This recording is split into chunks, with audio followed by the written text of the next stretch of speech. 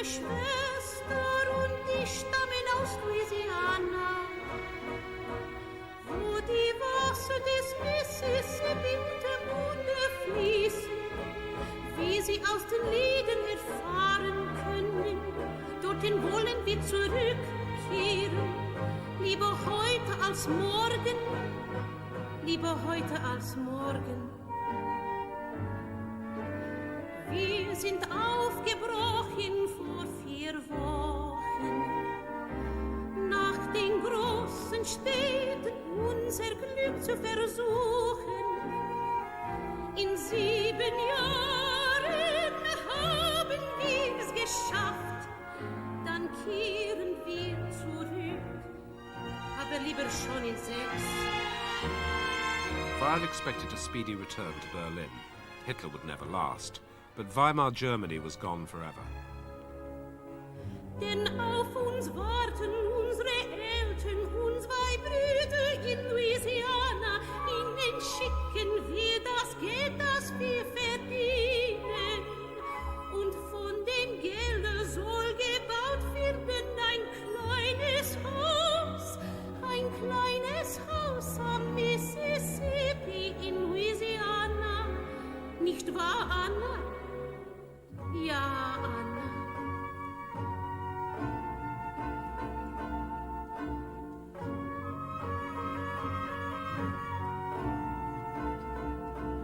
Meine Schwester ist schön, ich bin praktisch. Sie ist etwas verrückt, ich bin bei Verstand.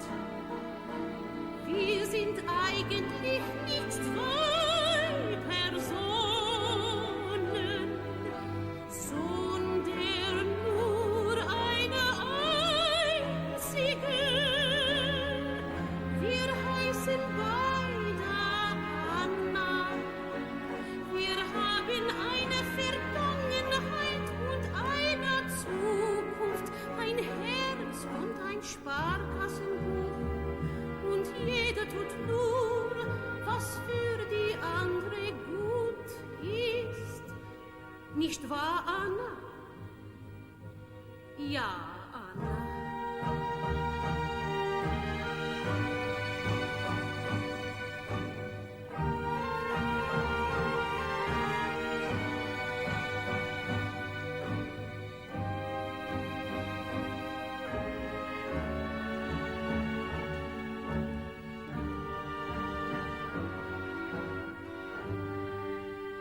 Arriving penniless in Paris, Weill's exile began wretchedly.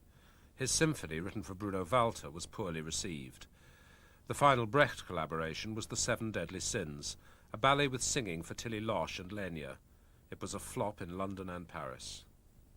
An ambitious musical on the arms trade also failed in a heavily mangled version. He had hit rock bottom. My only consolation is the Verdi letters which I'm rereading. The analogies are startling.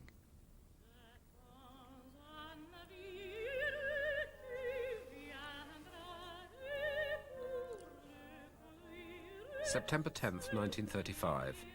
The SS Majestic docked in New York. I had the sensation we were coming home. Those who come here seeking the freedom, justice, opportunity, and human dignity they miss in their own countries are Americans before they arrive.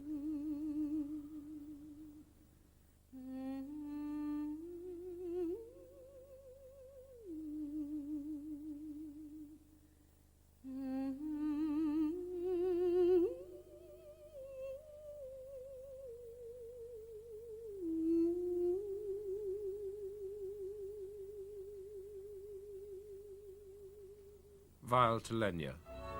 I have a good feeling about America. Maybe it will be possible to write my kind of operas again. We'll make it, won't we? Lenya agreed and joined him on the voyage.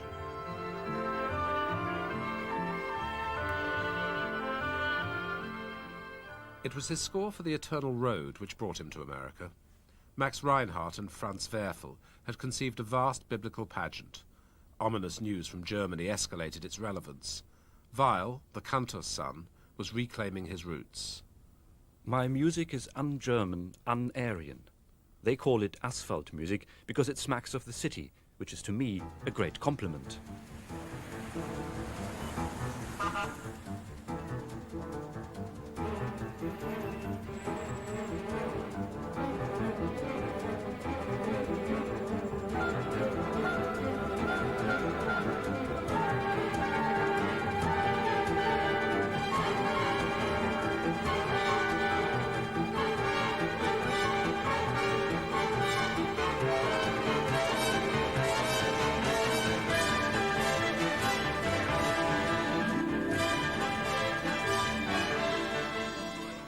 The Eternal Road was in rehearsal for more than a year.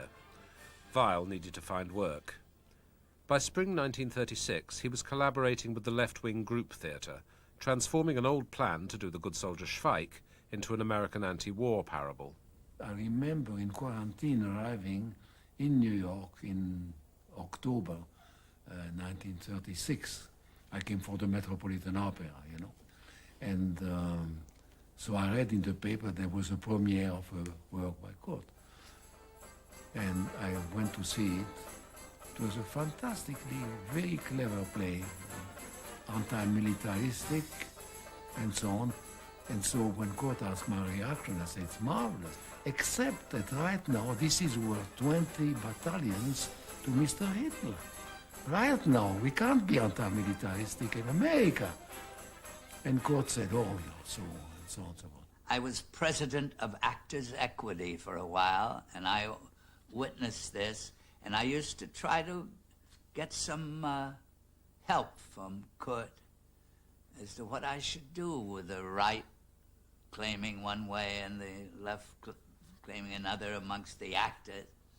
And he said, I don't know, I don't want to think about it, I just want to write music. When man was first created, I'm sure his maker meant him for some good intent, kind heart and love, forgiving wrong. Well, the story of my friendship with Kurt Weill is a tale of unfulfilled plans, and I would say missed opportunities. We were friends, very good friends, but in retrospect, our failures appear more interesting than our fulfillments. Weill knew all about failure. Even with rave reviews in 1937, the Eternal Road couldn't begin to recoup its colossal costs. With no royalties to call on, Weill tried his luck on the West Coast. He hated it, finding the émigré intellectuals there abundantly disgusting. He wrote to a Broadway friend, Hollywood won't get me. A whore never loves the man who pays for her. I'm the whore. Back in New York, Weill remarried Lenya and applied for citizenship. In 1936, Burgess Meredith introduced him to the playwright Maxwell Anderson. Knickerbocker Holiday was a celebration of American anti-authoritarian beliefs. Anderson wrote, "The gravest and most constant danger to a man's life, liberty, and happiness is the government under which he lives." How can you tell an American? Has he any distinguishing flavor? Could you spot him on an elephant in Turkestan, or floating on a raft 50 miles at sea? As you know a single leaf from a sassafras tree by its characteristic savor. It isn't that he's short or tall. It isn't that he's round or flat. It isn't that he's civilized or aboriginal, nor the head size of his hat. No, it's just that he hates and eternally despises the policeman on his beat and the judge at his assizes, the sheriff with his warrants and the bureaucratic crew, for the sole and simple reason that they tell him what to do. And he insists on eating, he insists on drinking, he insists on reading, he insists on thinking, free of governmental snooping or a governmental plan, and that's an American. Weill declared at a radio interview, I have never felt more enthusiastic about any idea than I feel about this American way of life. I would be ready to fight if ever American freedom would be threatened. Since I've never felt this way before, I think I may have the right to say I'm an American. And he won't go to heaven, and he won't go to hell, And he will not buy, and he will not sell, according to the precepts of a governmental plan, and that's an American.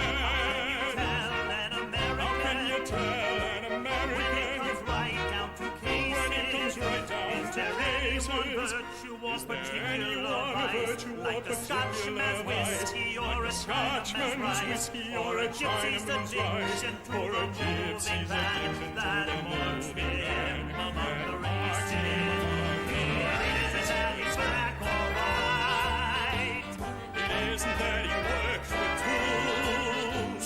It's only that it takes away his appetite to live by a book of rules.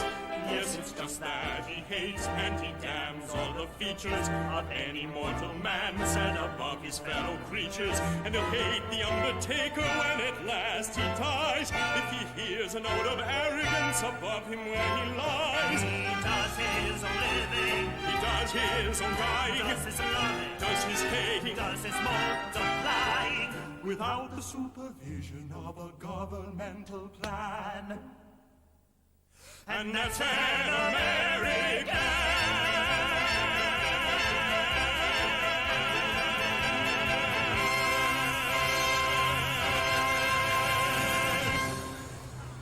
Lenya, his wife, called him Frosch, which means frog.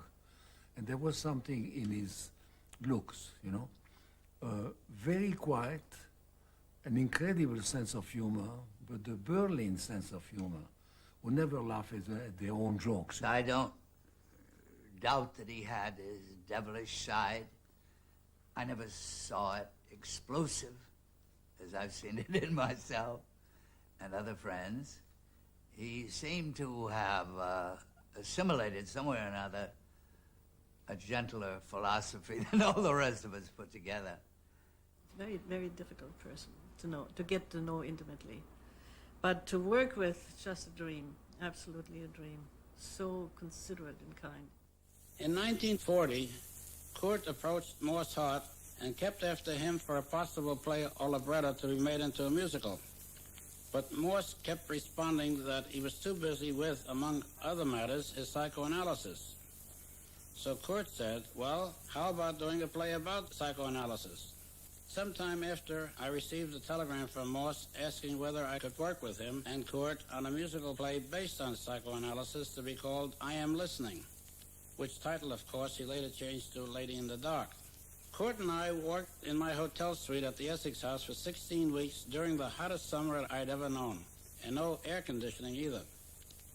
Kurt was receptive and responsive to almost any notion. You know, in Lady in the Dark, going from totally naturalistic play scene to a dream, song, an opera, music, that happens 4 times there. How do you do that? And so we had 4 turntables. It had never been done before. We also had Lucite, which had never been done before. It all broke between Boston and New York. We had to wait 1 week. And so Kurt had music, about maybe 30 seconds, but so written that if they went faster, it could be in 15 seconds. And if they went even faster, it could be in 8 seconds, you know, by cutting. We ended up with 2 notes. 2 notes. So Copland said, no, this is incredible, the way it goes from the play to the dream. What's the orchestration there? I said, clarinet. He said, yes, clarinet, and what? Clarinet. He said, damn it. We slaved 6 months to find a thing like that, and Kurt does that with 2 notes.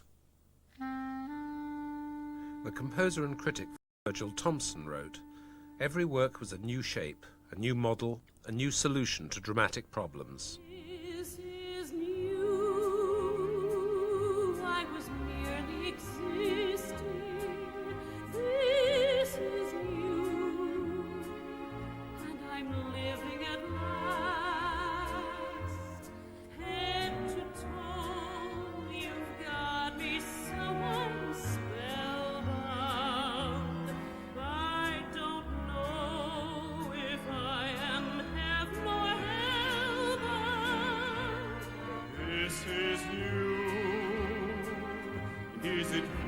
insisting that I'm through with the shadowy past.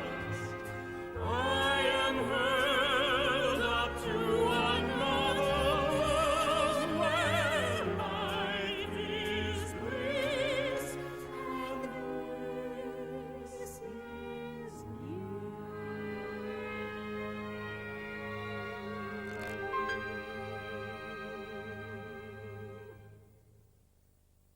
After his first success, I went to his place outside of New York, and we walked along the road. I said, "Now, Kurt, you must write an opera." He laughed. He said, "Who is going to play it?" And so he wrote for Broadway. He never made any bones about it. But the amazing thing is not that he had sold out or given up many of his character traits. The amazing thing is that no matter how hard he tried to write a Broadway show, it was always Kurt Weill. And real Broadway types, Oscar Levant, he was, came to see One Touch of Venus, and he went to see Mary Martin, of course, and then said, "Have a drink with me." And he said, "It's an amazing thing. There is not one single real song in the show." And I said, "Oh? How about this one and that one and that one?" He said, no, you know what I mean. I said, "You mean 8 bars, repeat, release 8 bars, and then again the first, Oscar Hammerstein and Rogers?" And he said, "You know what I mean, a real song. All that is not a real song." On the other hand, a man like Cole Porter said to me, "We couldn't write the way we do if it weren't for Kurt Weill." Tell me, is love still a popular suggestion, or merely an obsolete art? Forgive me for asking this simple question. I'm unfamiliar with his heart. I am a stranger here myself. Why is it wrong to murmur I adore him when it's shamefully obvious I do? Does love embarrass him, or does it bore him? I'm only waiting for my cue. I'm a stranger here myself. I dream of a day, of a gay, warm day, with my face between his hands. Have I missed the path? Have I gone astray? I ask, and no one understands. Love me or leave me, that seems to be the question. I don't know the tactics to use. But if he should offer a personal suggestion, how could I possibly refuse when I'm a stranger here myself? Please tell me, stranger, my curiosity goaded, is there really any danger that love is now outmoded? I'm interested especially in knowing why you waste it. True romance is so fleshly, with what have you replaced it? What is your latest foible? Is gin rummy more exquisite? Is skiing more enjoyable? For heaven's sake, what is it? I can't believe that love has lost its glamour, that passion is really passé. If gender is just a term in grammar, how can I ever find my way since I'm a stranger here myself? How can he ignore my available condition? Why these Victorian views? You see here before you a woman with a mission. I must discover the key to his ignition. And then if he should make a diplomatic proposition, how could I possibly refuse? How could I possibly refuse when I'm a stranger here myself?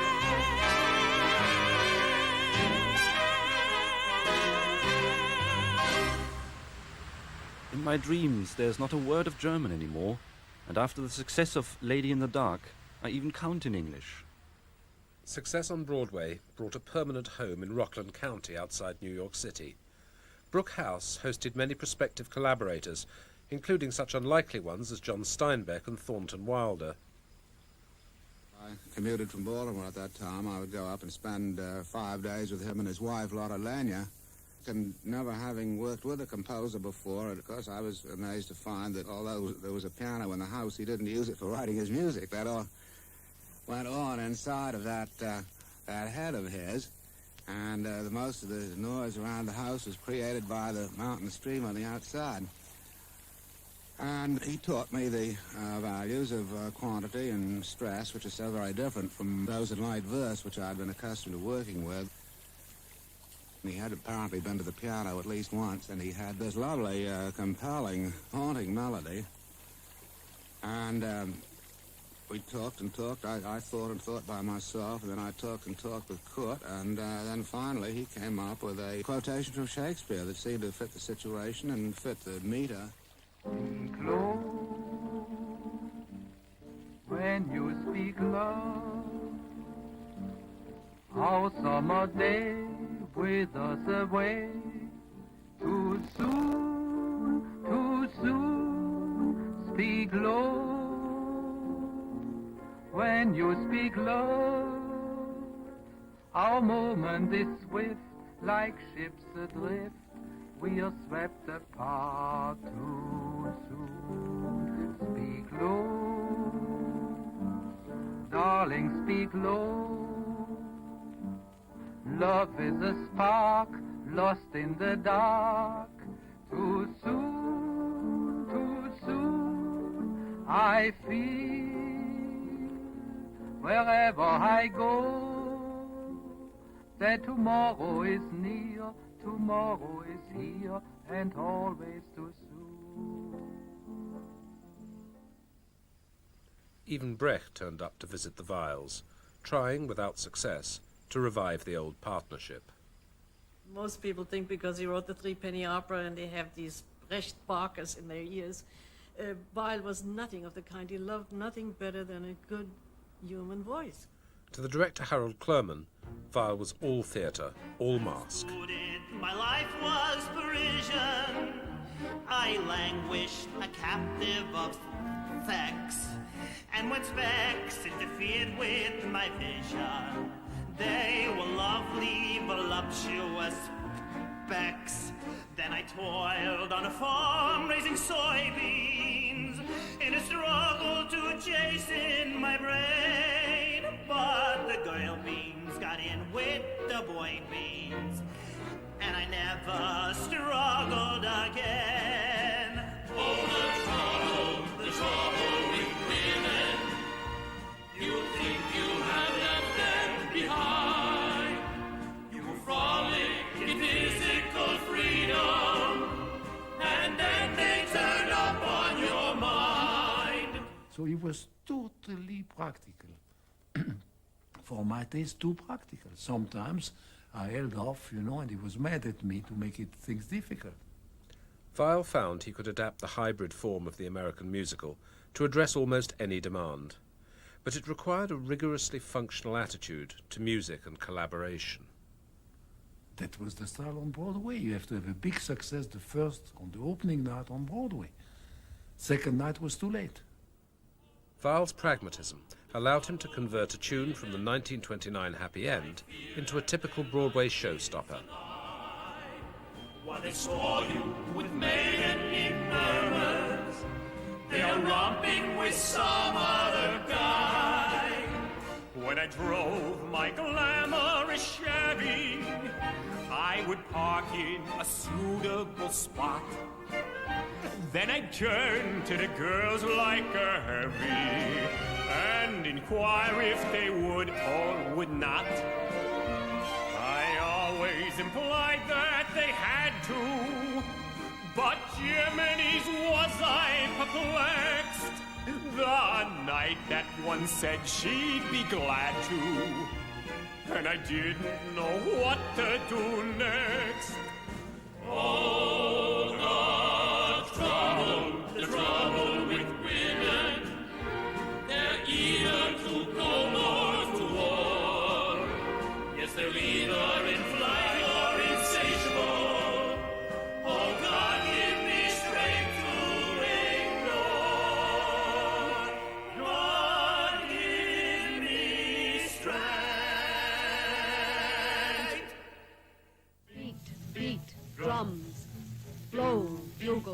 blow through the windows, through doors, burst like a ruthless force into the solemn church and scatter the congregation. Meanwhile, Pearl Harbor had plunged the United States into the World War. So Weill turned to America's great poet for a set of songs intended for Paul Robeson. I was inspired by the extraordinary timeliness of Whitman's poem, which is a passionate call to arms to everybody in the nation.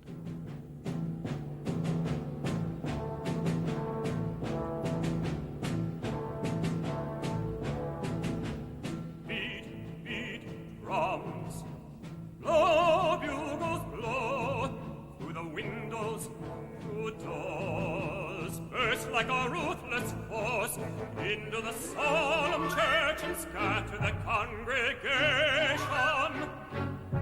Into the school where the scholar is studying. Leave not the bridegroom quiet, no happiness must he have now with his bride, nor the peaceful farmer any peace, plowing his field or gathering his grain. So fierce you were and pound you drums, so shrill you bugles blow.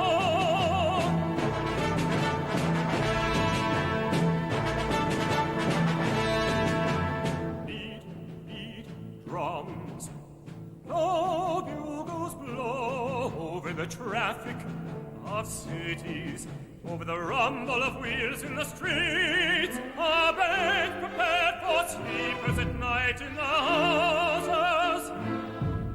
No sleepers must sleep in those beds, no bargainers bargains by day, no brokers or speculators, would they continue?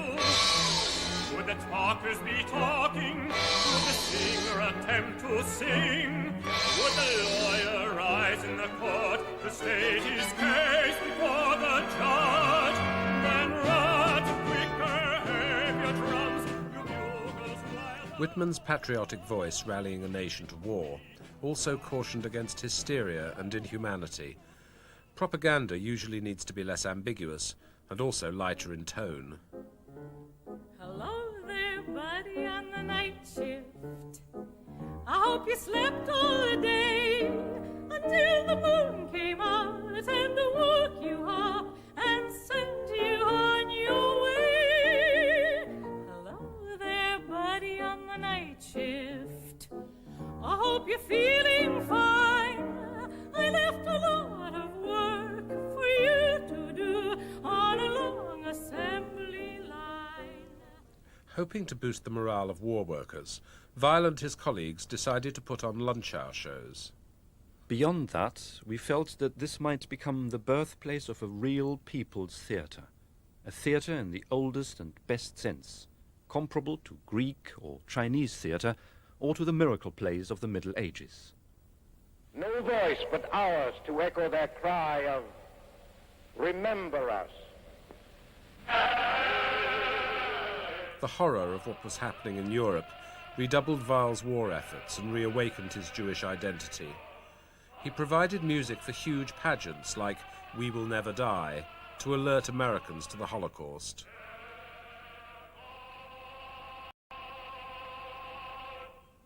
The heroic lamentations Whitman had written during the Civil War now reverberated with a new meaning. Now nearer blow the bugles, and the drums strike more convulsive, and the daylight o'er the pavement white as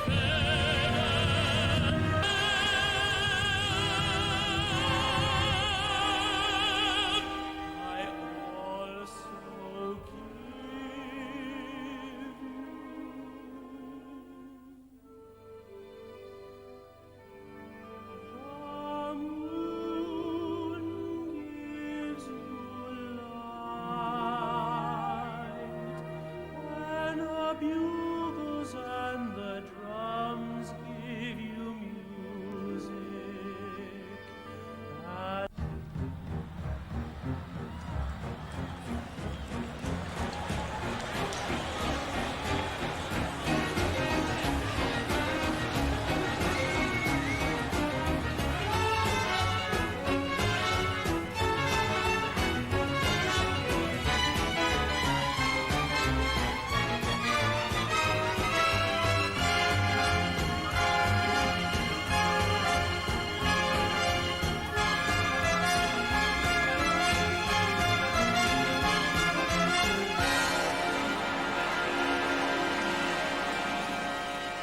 Just before the end of the war, Weill had opened a new show on Broadway.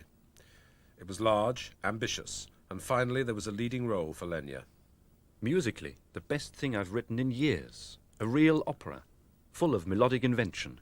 The critics, however, gave it a speedy execution. Hurry, hurry, hurry, get your souvenirs. Souvenirs of the hanging of Cellini, the greatest hanging of the season. Get your likeness of Benvenuto Cellini. The occasion isn't complete without one. Souvenirs. Hurry, hurry, hurry, get your souvenirs. And each show that he did in America was a progress toward a new sort of American musical theater leading to an American opera.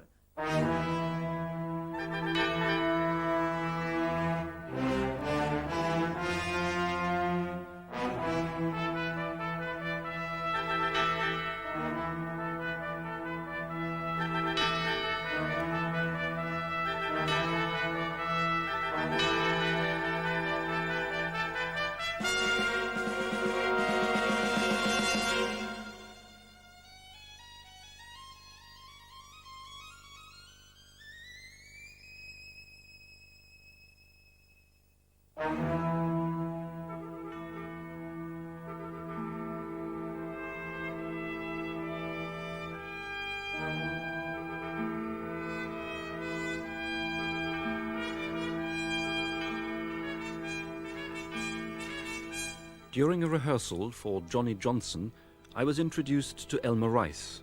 I had seen his street scene in Europe and had thought of it many times as a perfect vehicle for a musical play.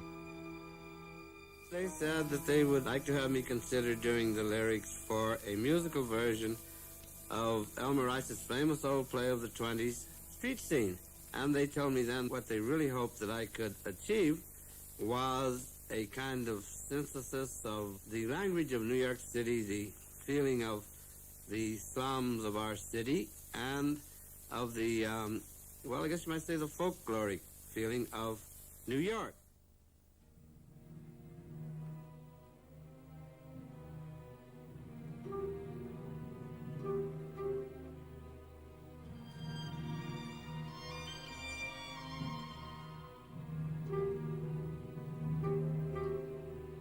At night, when everything is quiet, this old house seems to breathe a sigh. Sometimes I hear a neighbor snoring. Sometimes I hear a baby cry. Sometimes I hear a staircase creaking. Sometimes a distant telephone.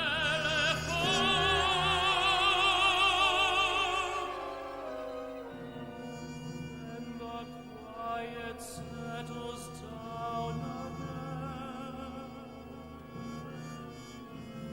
the house and I are all alone.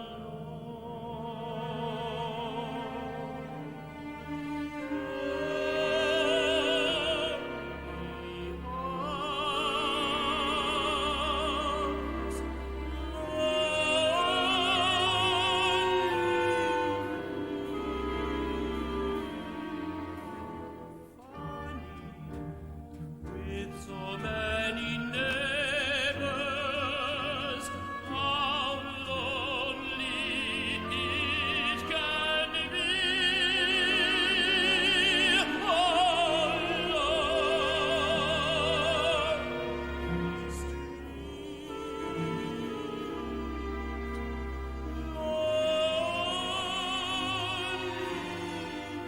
Weill wrote to the director, Ruben Mamoulian. Sam, instead of always being the beaten Jew, will be the young poet trying to adjust to the world and to the hateful surroundings he's living in. Lonely House is almost a theme song for the show, the house as a prison for the human spirit. Street Scene represented the apex of Weill's Americanization. With Rice and Langston Hughes, He was able to move between dialogue, Broadway numbers and full-scale arias, rich enough to encompass the diverse ethnic characters and their innermost emotions. The dream of an American utopia beyond the sordid tenement life led them back to Walt Whitman, quoting one of his greatest poems.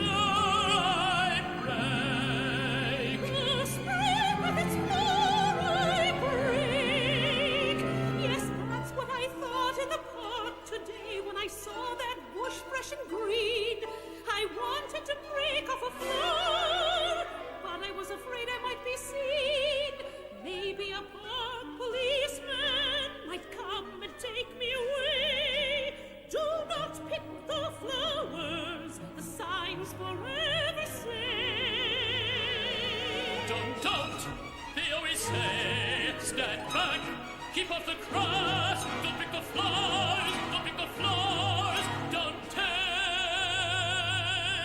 But in our dreams, Yes, in our dreams, the spring with its flower we break, the spring with its flower we break.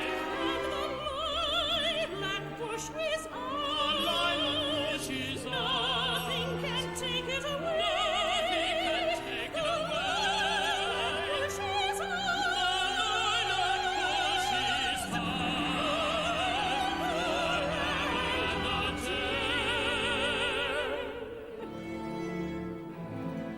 and when you see the lilac bush bright in the morning air, remember, always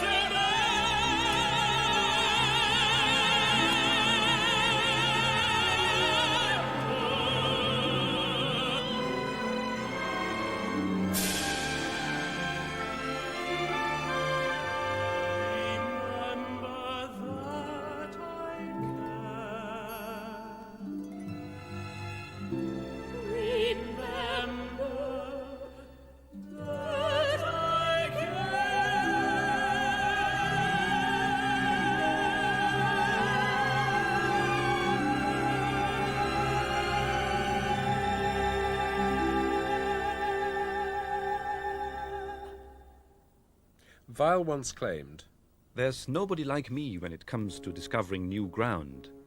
something new to Broadway was his desire to control every element of the musical side. He told me that they had a budget for the orchestrator, $5,000. It was in 1938. But he said, no, I mean, this is part of my work. And when I told him about a very gifted young man called Lenny Bernstein, he said, Lenny Bernstein, he doesn't even orchestrate his own things. That's your gifted young man, you know. But then again, he didn't like any living composer, except Stravinsky after a while. He was totally possessed with his work. And for instance, in Love Life, you know, when we were on the road in Boston, they suddenly decided they needed another song. Lerner wrote the lyrics, and then Weill sat up all night and wrote the piano vocal, and then he sat up and did all the orchestration himself. And he wouldn't dream of letting anybody else do an orchestration for him, like it's always done on Broadway. What is this thing that's better than spring? What thing is this that's better than a kiss? What is the X that's bigger than sex? What could it be? What could it be? What could it be? It's progress, where every man can be a king. While next to progress, love's a juvenile thing. Yes, Each work has to create its own style, its own texture, its own relationship between words and music. 1 year you may need a loan, and the following year you own New York State. Yes, it's progress. Now that's the life for you, where you can make a pile a day. Love Life, written with Alan J. Lerner in 1948, took stylized vaudeville numbers satirizing urban society and set against them the story of a marriage breakup. Its like was not to be seen on Broadway again until the 1960s, with the arrival of the concept musicals of Stephen Sondheim, Bob Fosse and Hal Prince. Weill and Lerner's comments on the predicaments of our life remain uncomfortably relevant. The markets crumble, the prices crack, and down you tumble upon your back. You're overextended, you have no slack, it can't be mended, You can't turn back. And when you're out on love without a dime, without a job, it's a panic, it's a recession, it's a depression, it's a crash!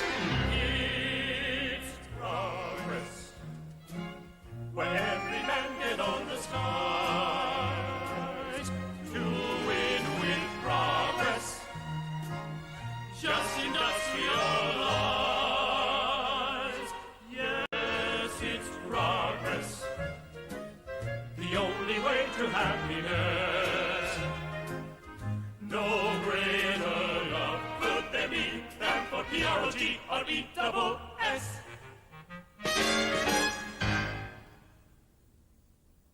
Broadway seems a perfect place to develop a musical theatre which will become to this country what opera was to Europe. All Weill's post-war shows have numbers with the size and the complexity of an operatic aria. This is a life for me. This is the way that life should be. I'm free.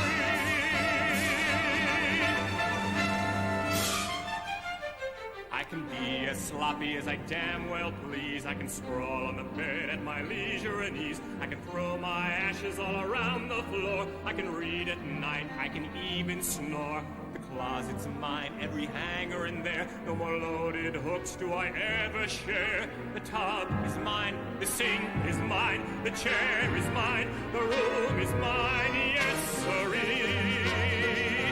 This is life, the life for me. I'm free.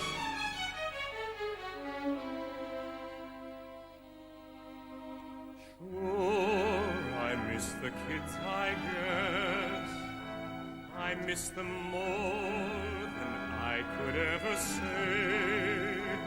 But I am told that time will make it less, and I'll grow used to having them away. Outside of that, I'm glad that I'm alone.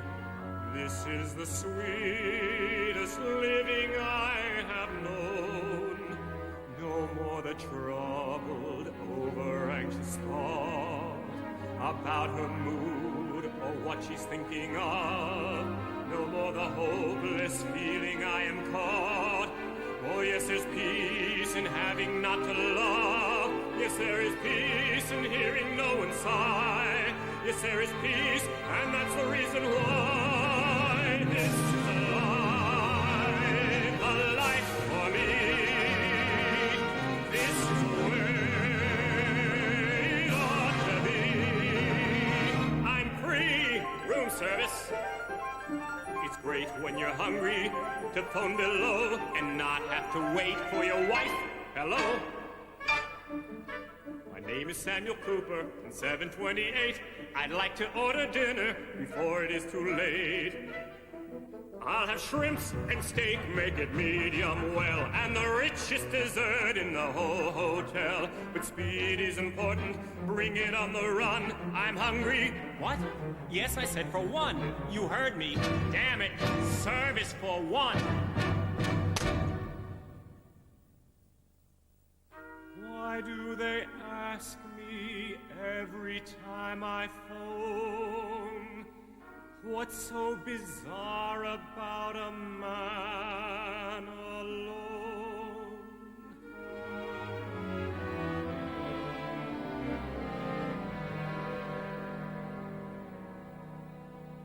Sure, I know it's not ideal. I still have thoughts of her I can't forget. But that's a thing they say that time will heal. I wonder why it hasn't done it yet. I wonder why the memories never go. It even seems they're starting into grow. Now cut it out, go out and have a whirl. You know the spots, go out and have a spree. You've got a phone, go get yourself a girl. Go on, you dope, you're absolutely free.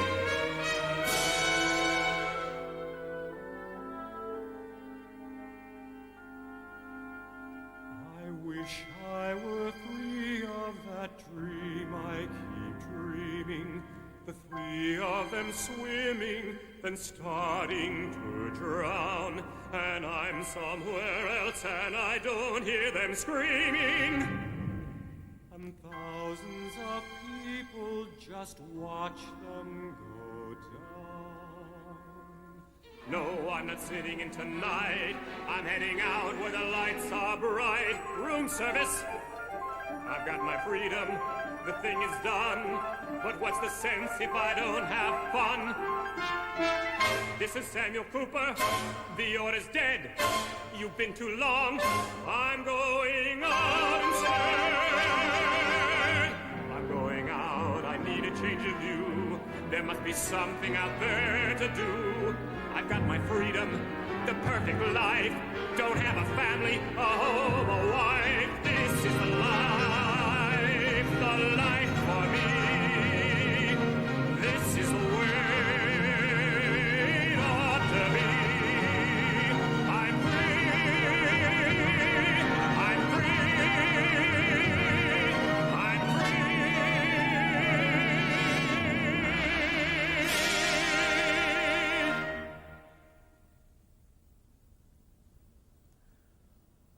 For many there are two Weills, the authentic German one and an American impostor who produced commercial potboilers under the pressure of exile. Weill believed he remained the same composer, an artist for whom the audience was crucial. In our time, theatre music is more important than absolute music. My entire life has been devoted to the theatre, to the formation of a permanent musical theatre.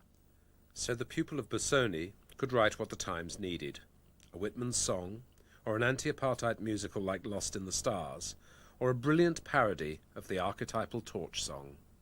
Yes, that's Mr. Right. My darling Mr. Right.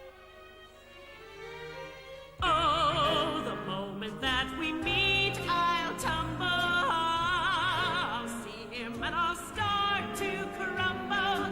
He will say hello, and boom, inside I'll know. At last I found my Mr. Right.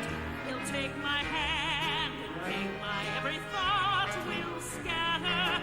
Then my heart will give a sing and shatter. Bells will start to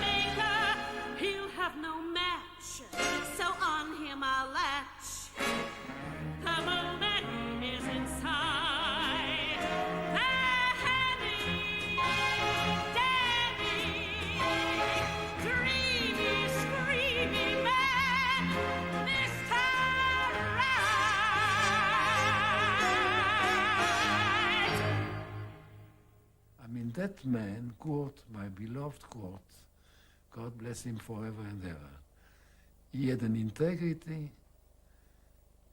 He was ready, as I told you, to give in on any practical matter. In a split second. But inside, there was an integrity that was total. Just after his 50th birthday, Weill suffered a heart attack. He died on the 3rd of April, 1950. If I were removed to a place off the earth, I'd never be homesick for Berlin or Dessau. I'd be homesick for the drugstore in New City. For it's a long, long time, from May to December. He'd sing, and the days grow short when you reach November, and the autumn weather turns the leaves to flame, and I haven't got time for the waiting game. Oh, the days dwindle down to a precious few. September, November, and these few precious days I'd spend with you. These precious days I'd spend with you. That's that great song they sang in their minds and put it on paper, and we've all been singing it ever since. We miss him very much.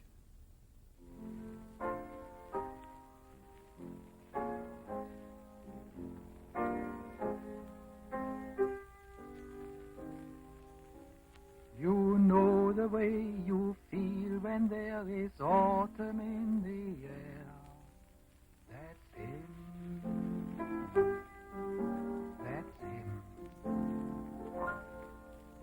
The way you feel when Antoine has finished with your hair. That's him. That's him. You know the way you feel when you smell bread baking. The way you feel when suddenly a tooth stops aching. Wonderful world, wonderful you. That's him. That's him. He is as simple as a swim in summer. Not arty, not actory. He's like a plumber when you need a plumber. He's satisfactory. You know the way you feel when you want to knock on wood. The way you feel when your heart is gone for good. Wonderful world, wonderful you. That's him. You can shuffle him with millions, soldiers and civilians. I'd pick him out in the darkest caves and hallways. I would know him always beyond a doubt. Identification comes easily to me because that's he. You know the way you feel about the Rhapsody in Blue. That's him. That's him. The way you feel about a hat created just for you. That's him. That's him.